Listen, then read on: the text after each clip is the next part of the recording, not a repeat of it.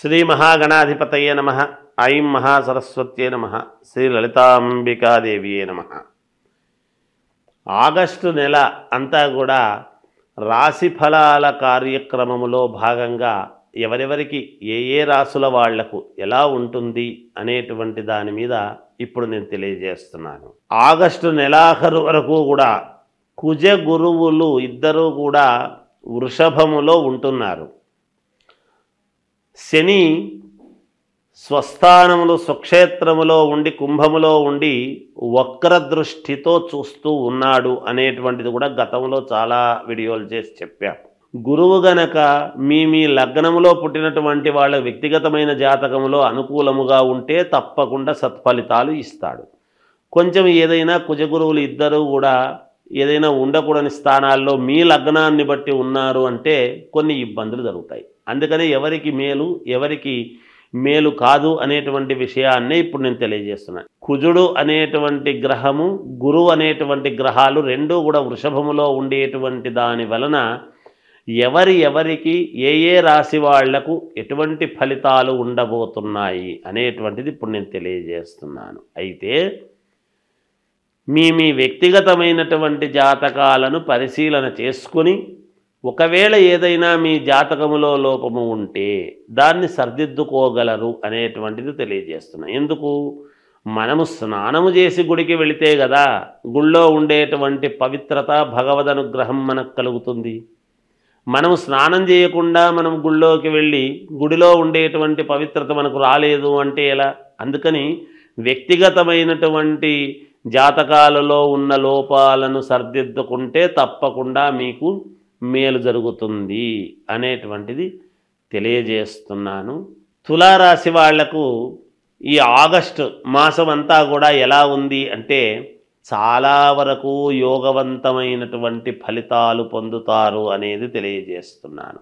ఎందుకు అంటే తులారాశికి వృషభ రాశికి రెండిటికి ఆధిపత్యము శుక్రుడు. ఆ శుక్రుడు ఎక్కడున్నాడు అనేటువంటిది ఒక్కసారి మీరు జాతకంలో చూసుకోండి. అంతేకాకుండా గురు కుజుల యొక్క ఉండేటువంటి ఇంటిది దాని యొక్క వీక్షణ ఈ తులారాశి మీద కూడా ఉంటుంది కాబట్టి తప్పకుండా మీకు అనూహ్యముగా కలిసి రావటము, మీరు తీసుకునేటువంటి కొత్త నిర్ణయాలు సరికొత్త పంథ ఇంతవరకు చేసినటువంటి పనులు కాకుండా వేరే మార్గంలో చేసుకోవాలి అని మీరు ఒక మార్గము మార్చడం అనేటువంటిది జరుగుతుంది గాక. ఆ జరిగి ముందుకు వెళ్ళినప్పుడు ఖచ్చితముగా మీకు విజయం అనేటువంటిది లభిస్తుంది. స్త్రీ వలన కలిసి వచ్చేటువంటి అవకాశము ఉన్నది. సమయానికి డబ్బు మీ చేతికి అందుతుంది. కొత్త వాళ్ళ యొక్క పరిచయాలు ఏర్పడతాయి. కొంచెము బంధుమిత్రుల యొక్క ఆగమనము అనేటువంటిది వస్తారు జరుగుతుంది. తద్వారా సంతోషము కలుగుతుంది.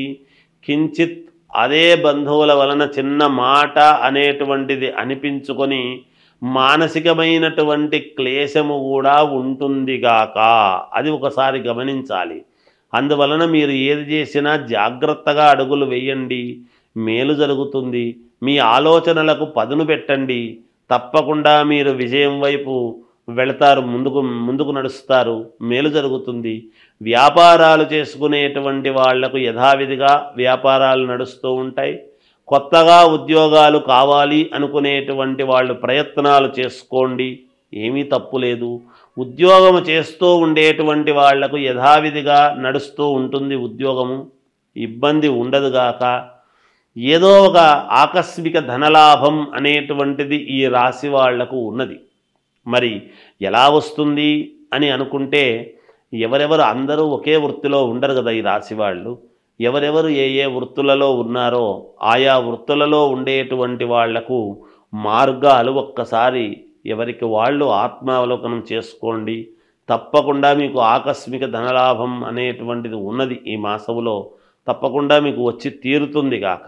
ఎందుకంటే ప్రయత్నాలు చేసుకోవాలి కదా, ప్రయత్నం చేయకుండా ఏది రాదు. ప్రయత్నం అయితే చేయండి, మేలు జరుగుతుంది. కొత్త వ్యాపారాలు చేయడానికి కొత్త ఆలోచనలు చేస్తారు, అవి కూడా మీకు సఫలీకృతం అవుతాయి. విదేశాలకు వెళ్ళాలి అనుకునేటువంటి వాళ్ళు అనుకూలము చూసుకొని ప్రయత్నం చేయండి, మేలు జరుగుతుంది. వెళ్ళే అవకాశం ఉంది, వెళుదురుగాక. ఇక విద్యార్థులకు యోగవంతముగా ఉన్నది.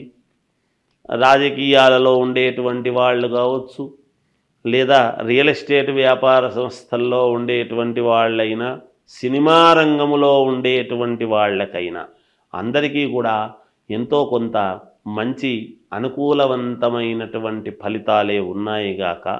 ఇంకా మెరుగైనటువంటి ఫలితాలు మీకు కావాలి, మాకు ఏం చేసుకుంటే మేలు అనేటువంటి ధోరణితో ఉన్నప్పుడు మీరు చేసుకోవాల్సినటువంటిది శివుణ్ణి ఆరాధించండి, లేదా విష్ణువును ఆరాధించినా మంచిదే, అమ్మవారిని ఆరాధించినా మంచిదే. మీ ఇంటి దేవుణ్ణి మాత్రము మర్చిపోవద్దండి. ఏది ఏమైనా వ్యక్తిగతమైనటువంటి జాతకాలను పరిశీలన చేసుకుని ముందుకు వెళ్ళండి, మేలు జరుగుతుంది. శ్రావణ మాసము వచ్చింది అంటే అందరికీ గుర్తొచ్చేది ఏమిటి అంటే వరలక్ష్మీ వ్రతం. అసలు వరలక్ష్మీ వ్రతం చేసుకుంటే ఏమొస్తుంది, ఎందుకు చేస్తున్నాం మనం అనేటువంటిది ఒక్కసారి మనం ఆలోచన చేసుకోవాలి. వరలక్ష్మీ వ్రతం అని అనంగానే పౌర్ణమికి మామూలుగా ముందుగా వచ్చే శుక్రవారం నాడు వరలక్ష్మీ వ్రతం అంటే 2వ వారం ఎప్పుడు పడుతుంది సహజంగా. అలా శుక్రవారము నాడు వరలక్ష్మీ వ్రతం అనేటువంటిది మనం వ్రతకథలో చెబుతాం. చారుమతీదేవి ఎందుకు చేసుకుంది ఏమిటి అనేది. అంతేకాకుండా 16 కుడుములు వాయనము ఇవ్వటము ఇవన్నీ కూడా ఉన్నాయి. అసలు వరలక్ష్మీ వ్రతం అని మనం చేసుకోవటంలోనే వరాలు ఇచ్చేటువంటి లక్ష్మీదేవి, లక్ష్మీ ధనమే ఒక వరం. అదే కాకుండా ఇంకా ఏమిస్తుంది అమ్మవారు అంటే సౌభాగ్యం. సౌభాగ్యం అంటే ఏమిటి? ఆడవాళ్ళు చేసుకునేటువంటి వరలక్ష్మీ వ్రతములో భర్త, కుటుంబము అంతా కూడా, పిల్లలు అందరూ కూడా క్షేమముగా ఉండటానికి దోహదపడుతుంది. ఏ స్త్రీ అయినా ఏమి కోరుకుంటుంది? తాను బాగుండాలి అనుకునే దానికంటే కూడా తన భర్త, పిల్లలు, అత్తమామలు అందరూ కూడా బాగుండాలి అనేటువంటి దృక్పథముతోనే ఎప్పుడు కూడా ఆడవాళ్ళు ఈ పూజలు కార్యక్రమాలు చేసుకుంటారు. వాటిలో ప్రప్రథమముగా మొట్టమొదట వరలక్ష్మీ వ్రతం అనేటువంటిది. ఈ వరలక్ష్మీ వ్రతములోనే అందుకనే 16 మామూలుగా తమలపాకులు, 16 ఒక్కలు, 16 కుడుములు, ఇలా షోడశం, అలా 16 అన్నీ పెట్టి చేసి మామూలుగా తోరం అది కట్టుకొని చేసుకుంటారు. ఆ తోరం కట్టుకోవడం కూడా దాన్ని ఏమిటంటే ఒకటి అమ్మవారుకు, ఒకటి ఈమె. తర్వాత ఈ వరలక్ష్మీ వ్రతము చేసుకున్న తర్వాత ఒక 5 మందికి కానీ, 9 మందికి కానీ, 11 మందికి కానీ ఎవరి శక్త్యానుసారం వాళ్ళు ముత్తైదువులకు మామూలుగా తాంబూలం ఇవ్వటము అనేటువంటిది ఆనవాయితీ. ఎందుకు అంటే సౌభాగ్యము అనేటువంటిది పుణ్యస్త్రీలు అంటే అమ్మవారు ఎవరి రూపములోనైనా మన ఇంటికి మనము చేసుకున్నటువంటి పూజా విధానానికి సంతోషించి ఎవరి రూపములోనైనా మన ఇంటికి రావచ్చును. సాక్షాత్తు లక్ష్మీదేవి, వరలక్ష్మీదేవి. అందుకని ఎవరి రూపములో వస్తుందో తెలియదు. ఆనాడు మనము నిజంగా మన మనస్సులో వీళ్ళని పిలవాలి, వాళ్ళని పిలవాలి అని అనుకుంటాము. కానీ ఆ పిలిచిన వాళ్ళు ఎవరు కొంతమంది వస్తారు, కానీ పిలవకుండా కూడా కొంతమంది మనకు ఎదురై రండి అంటే వచ్చేవాళ్ళు వస్తారు. అందుకని మీకు ఉన్నంతలో, కలిగినంతలో శ్రద్ధగా చేసుకోండి. ఆ శ్రద్ధగా చేసుకున్నప్పుడు ఖచ్చితముగా అమ్మవారి అనుగ్రహము పొంది మీరు చాలా వరకు సంతోషముగా జీవితము సాగించేదానికి మేలు జరుగుతుంది గాక. ఈ వరలక్ష్మీ వ్రతము చేస్తూ ఉన్నప్పుడు మీరు ఒక్కటి పాటించాలి.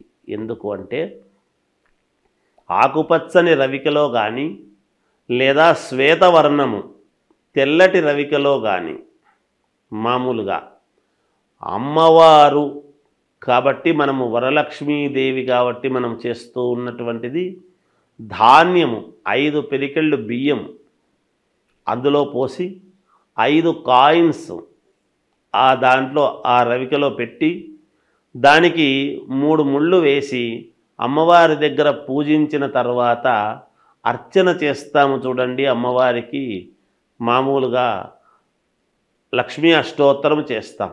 ఆ అష్టోత్తరము చేస్తూ ఉన్నప్పుడు ఆ రవిక గుడ్డ మీద గనక మీరు అష్టోత్తరము చేసినారు అంటే, చేసిన తర్వాత దాని మీద ఉండేటువంటి కుంకుమ ఒక చోట ఒక పేపర్లో తీసుకొని దాన్ని తీసుకువెళ్ళి అట్లాగే మీరు బీరువాలో పెట్టుకోండి. తప్పకుండా ధనము మీకు చాలా వరకు ఎన్ని ఇబ్బందుల్లో ఉండేటువంటి వాళ్ళకైనా ఏదో ఒక రకంగా మీకు అమ్మవారి అనుగ్రహము పరిపూర్ణముగా కలగడానికి చాలా రకాల మార్గాలలో ఇదొక రకమైనటువంటి మార్గము. దీన్ని అందరూ పాటించి చేసుకోండి. తప్పకుండా మీకు మేలు జరుగుతుంది అని తెలియజేస్తూ జయోస్తు.